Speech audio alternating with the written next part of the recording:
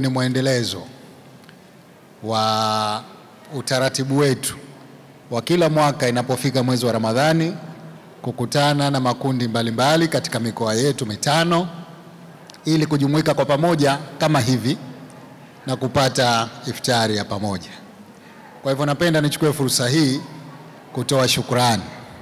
Kipekee ni ushukuru uongozi wa mkoa ukiongozwa na mkuu wa mkoa kwa kutoa mialiko kwa makundi mbalimbali katika jamii ya mkoa wetu.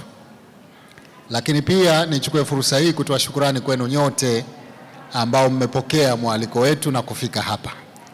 Nimeambiwa kuna makundi mengi hapa. Kuna makundi ya wazee, kuna walemavu, kuna mayatima, kuna walimu wa madrasa, kuna makundi kadha wa kadha. Lakini nimefarijika vile vile kuona hata ndugu zetu mapadri wako hapa. Tunasema asanteni sana kwa kujumuika na sisi. Tunashukuru sana makundi yote kwa kupokea mwaliko wangu. Nataka niwaombe wananchi tuliohudhuria hapa leo. Mheshimiwa Rais amefanya jambo kubwa hili na anaendelea kufanya.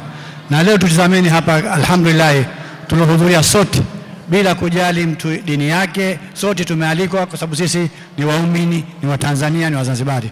Nashukuru sana Mheshimiwa Mkuu wa Mkoa kwa namna walivyoalika makundi mbalimbali.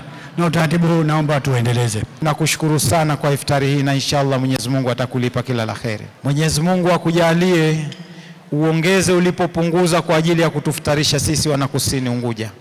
Akupe baraka, lakini vile vile akupe neema ya afya na uhai ili uendelee kutuongoza katika nchi yetu hii.